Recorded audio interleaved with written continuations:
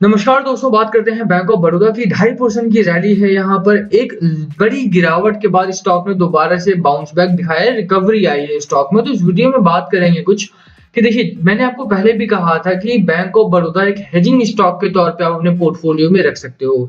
सबसे इंपॉर्टेंट क्या चीज है इस समय पे, प्रॉब्लम यहाँ पर है कि बाजार में लगातार 2 दिनों की गिरावट है। और इस समय पे अगर आप देखोगे तो रिटेल और डीआईआई या एफआईआई के मध्य देखेंगे तो वहां से सिर्फ और सिर्फ बिकवाली आ रही है बाजार में। और यही बड़ा कारण है कि बाजार सस्टेन नहीं कर पा रहा है किसी भी एक लेवल पर। अभी भी न्यूट्रल ट्रेडिंग का वेट किया जा रहा है यहाँ पे कि मार्केट एक न्यूट्रल जोन में आ जाए। आज भी अगर आप देखते हैं तो बाजार आपका कहीं ना कहीं बहुत डाउनवर्ड शिफ्ट हुआ है। 1% के आसपास की गिरावट है। 166 पॉइंट्स डाउन क्लोजिंग आई है हमारे यहाँ पे। सेटलमेंट के टाइम तक अगर आप देखें तो ऑलमोस्ट 1% हो जाएगा हमारा। ऑलमोस्ट अगर आप देखते हैं तो बाजार में पैनिक सेलिंग है एक तो। दूसरा यहाँ पर अगर आप देखें तो बहुत ज्यादा जो चर्चा चल रही थी पिछले दिनों कि मार्केट में क्रैश आ सकता है, और वो क्रैश लाइक जो सिचुएशन बनाई जा रही थी या बन रही थी वो यहाँ पर साफ होती हुई दिखाई दे रही है। तो सबसे पहले बात करेंगे कि जो एक दिन की गिरावट बैंक ऑफ बड़ौदा में आई थी उसके बाद एक अच्छी रिकवरी आई है यहाँ पर। क्या यहाँ से स्टॉक रिकवर करता हुआ दिखाई देगा? क्या आपको खरीदारी स्टॉक में करनी चाहिए यहाँ पे?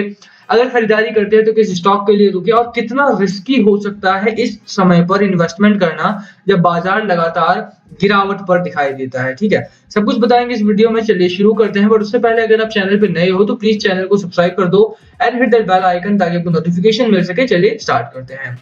बात करें यहाँ पर बैंक ऑफ बड़ौदा के स्टॉक की, तो आप देखिए कि एक बेहतरीन स्टॉक है। मैं हमेशा कहता हूँ पीएसयू सेक्टर का है और इसीलिए लोगों के ऊपर भरोसा कम करते हैं थोड़ा सा इस स्टॉक के ऊपर। ऑलमोस्ट 3% के आसपास की रैली अब तक हो चुकी है। 3 साढ़े 3 बज चुके हैं लगभग। अब ये 76 मिलियन शेयर्स आज के दिन में ट्रेड हुए हैं। एक दिन जब इतनी बड़ी गिरावट होती है उसके अगले दिन ही इतना अच्छा रिकवरी होना लगभग इम्पॉसिबल हो जाता है। और जहां पर भी आज कल गिरावट हुई थी आज उसका रिकॉर्ड देख सकते हो आप जाकर के। बहुत कम स्टॉक्स हैं जो एक undervalued under performing stocks है लाइक बैंक ऑफ बड़ौदा, उनमें ही एक अच्छी रिकवरी आई है। अदरवाइज स्टॉक जो है गिरावट से और ज्यादा गिरावट में जाते हुए दिखाई दिए हैं। तो ओवरऑल अगर आप मार्केट सिनेरियो देखोगे इस समय पे तो बहुत सारे स्ट्रॉन्ग स्टॉक्स भी इसमें प्रेशर में है, बट दैट डजंट मीन कि स्टॉक अब यहाँ से फिसल जाएगा और वापस से रिकवर नहीं करेगा।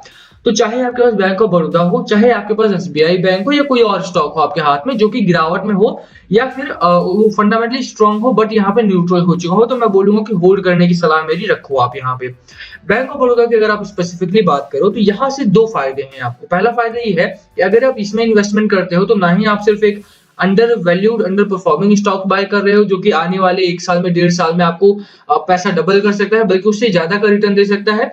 दूसरा फायदा यहाँ पर ये है कि जो लगातार बातें चल रही थी, अगर आपने देखा हो तो पिछला हफ्ता जो रहा हमारा, शुक्रवार को मतलब थर्सडे को मार्केट बंद हुए, शुक्रवार शनिवार और संडे को अगर आप देखेंगे तो कहीं ना कहीं पूरा यूट्यूब मार्केट भरा हुआ था हमारा कि मार्केट क्रैश हो सकता है, मार्केट में बहुत बड़ी गिरावट आएगी और ऐसे में रिटेल इन्वेस्टर को बहुत नुकसान हो सकता है। वो जो डर था ना, वो डर अब यहाँ पर मार्केट में साफ होता हुआ दिखाई दे रहा है कि डर से रिटेल इन्वेस्टर जो लगातार खरीदारी कर रहा था अब उस डर को लेकर के वो बेचना स्टार्ट कर चुके हैं। अगर आप एफआईआई और डीआईआई का डेटा देखोगे यहीं पर ही तो आपको साफ हो जाएगा। देखिए, डीआईआई ने 2500 करोड़ का माल डंप किया है एंड एफआईआई ने 500 करोड़ का माल डंप किया। अब रीजन क्या है इसके पीछे उसकी बात करते हैं, क्योंकि मार्केट में भी गिरावट है और मार्केट में अगर गिरावट होगी तो बैंक ऑफ बड़ौदा बहुत लंबे समय तक भागता हुआ नहीं दिखाई देगा। यही बड़ा कारण है कि आपको बाजार को समझना पड़ेगा कि बाजार की चाल क्या है। इससे पहले क्या क्या आपको यहाँ पर पैसा लगाना है या नहीं, उससे पहले आपको जानना चाहिए कि बाजार किस डायरेक्शन में जा रहा है। देखिए, डीआईआई की बात करें बेच क्यों रहे हैं ये लोग, या एफआईआई की बात करें क्यों बिकवाली कर रहे हैं, क्योंकि जो डर है उसको अब्सॉर्ब करवाना है। ऐसा नहीं है कि अगर 18,000 से 19,000 चला जाएगा, 19,000 से 20,000 चला जाएगा तो कोई बहुत बड़ा पहाड़ टूट पड़ेगा, बट वो जो डर है मार्केट में, जो सेंटिमेंट्स खराब हो रहे हैं उस पर ज्यादा दबाव पड़ेगा और जब एकदम से बाजार का बबल फूटेगा तो बहुत ज्यादा नीचे जा सकता है। यही कारण है कि डीआईआई और एफआईआई जो है वो थोड़ी थोड़ी बिकवाली करके मार्केट को थोड़ा सस्टेन करवाने की कोशिश करवा रहे हैं। रिटेल इन्वेस्टर को या मार्केट के व्यूअर्स को ये बताना चाह रहे हैं कि मार्केट अभी भी अपने नॉर्मल मार्केट साइकिल में है और ये बहुत ज्यादा गिरावट में नहीं आएगा, नॉर्मल गिरावट में ही आ सकता है। तो 18,000 तक के आसपास की अगर गिरावट होती है, मैं बोलूंगा कोई बहुत बड़ी गिरावट नहीं है, आप स्टॉक को सस्टेन करो, स्टॉक को होल्ड करो यहाँ पे। और वैसे भी 18,000 17,800 एक स्ट्रॉन्ग सपोर्ट है, उससे नीचे बाजार जाने की उम्मीद भी कोई नहीं कर रहा है। ठीक है, अब बात करें बैंक ऑफ बड़ौदा की, जैसे मैंने कहा दो फायदे हैं। पहला फायदा है कि आपको यहाँ से बहुत बेहतरीन रिटर्न मिलेगा। दूसरा फायदा है मार्केट में अगर 8% 10% का करेक्शन आता भी है तो यहाँ से बैंक ऑफ बड़ौदा आपके हेजिंग के काम आ सकता है, क्योंकि बैंकिंग स्टॉक्स उस समय पे सस्टेन करेंगे, स्ट्रांगली खड़े रहेंगे। रीजन ये है कि ये अब तक नहीं चला है, पिछले एक साल में सिर्फ 110% का रिटर्न दिया है कंपनी ने। यही एक मौका है आपके सामने हेजिंग करने का और पैसा बनाने के साथ साथ। तो सेफ स्टॉक है आपके सामने, सिक्योर स्टॉक है आपके सामने, और खरीदारी करने की सलाह मेरी आपको यहाँ पर पहले भी थी, अभी भी है। किस टारगेट के लिए कितना सेफ है कितना रिस्क है उसकी बात कर लेते हैं। देखिए, खरीदारी तो आपको करनी है, क्योंकि मार्केट में अगर गिरावट की बात करें तो उसके आने में देर नहीं है, वो लगातार चल रहा है। 1.5% से 2% के आसपास की गिरावट निफ्टी मिड कैप में है। निफ्टी नेक्स्ट 50 में गिरावट है 2% के करीब की, 1% गिरावट निफ्टी 50 में है। बट बैंकिंग स्टॉक्स देखिए आप, बैंकिंग स्टॉक्स आज भी बहुत स्ट्रांगली खड़े हैं, क्योंकि आप जानते हैं कि बैंकिंग स्टॉक्स अब तक नहीं चले हैं। यही बड़ा कारण है कि यहाँ पर बैंकिंग सेक्टर में पैसा लगाने की सलाह लगातार आती रही, चाहे एसबीआई हो आपके सामने, इंडसइंड बैंक हो, चाहे एक्सिस बैंक हो, आज देखिए टॉप गेनर्स की लिस्ट में यहाँ पर शामिल होते हुए दिखाई दिए हैं। यूनियन बैंक ऑफ इंडिया की बात करें, 5% भागा है हमारा union bank of India. Mostly अगर आप बैंकिंग सेक्टर में देखेंगे तो आज ठीक ठाक रैली देखने को मिली है। जो गिरावट में रहे स्टॉक उनमें भी रिकवरी बहुत जल्दी आएगी। इसीलिए बात है कि अगर आपने बाइंग कर रखी है बैंक ऑफ बड़ौदा में तो होल्ड कीजिए, अदरवाइज अगर आप बाय करना चाहते हैं तो बिल्कुल गो फॉर इट। अभी भी स्टॉक ओवर वैल्यूड नहीं है, ओवर वैल्यूड क्या अंडर वैल्यूड स्टॉक है, इसीलिए यहाँ पर लगातार बड़े ब्रोकरेज हाउसेस की तरफ से भी खरीदारी करने का कॉल लगातार आ रहा है। बात करें इसके डिलीवरी पैटर्न की तो देखिए, लगातार स्टॉक में ठीक ठाक डिलीवरी उठाई जा रही है। 28%, उससे पहले 38%, उससे पहले 42%, उससे पहले 40%, 33%, 30%, तो लगभग 30-32% के आसपास की डिलीवरी यहाँ पर उठाई जा रही है। वॉल्यूम भी काफी तगड़ा आ रहा है। आज का भी वॉल्यूम अगर आप देखते हैं तो लगभग 80 बिलियन के आसपास का वॉल्यूम यहाँ पर ट्रेड होता है। 77 मिलियन आप मान सकते हैं, डे क्लोज होगा उसके सेटलमेंट के टाइम तक 80 मिलियन के आसपास का वॉल्यूम हो जाएगा।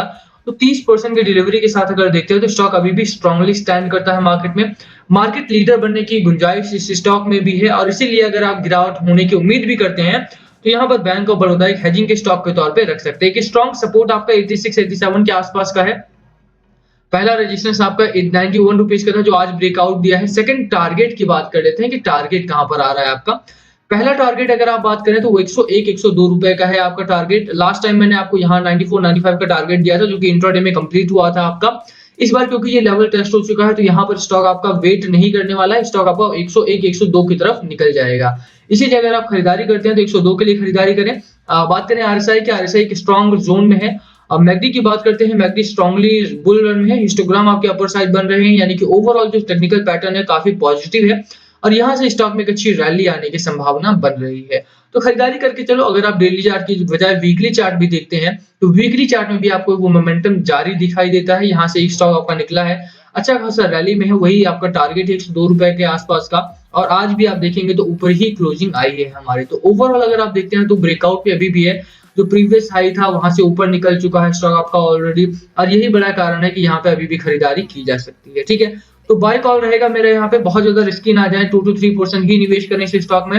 जब सभी स्टॉक्स में गिरावट होगी तो ये स्टॉक आपको अच्छी बहुत बेहतरीन तरीके से भागता हुआ दिखाई दे सकता है। यही कारण है कि हेजिंग के तौर पे, प्रॉफिट मेकिंग के तौर पे भी आप इस स्टॉक को रख सकते हैं पोर्टफोलियो में। लंबे समय के लिए रखेंगे तो ज्यादा बेहतर होगा आपके लिए। बाकी लास्ट कॉल आपका होना चाहिए, क्या है आपकी स्ट्रैटेजी स्टॉक को लेकर, प्लीज कमेंट करके शेयर करना। वीडियो पसंद आए तो लाइक करना, चैनल पे नए हो तो सब्सक्राइब किए बिना मत जाना। Thank you for watching and please comment below अगर कुछ पूछना हो तो। Thank you.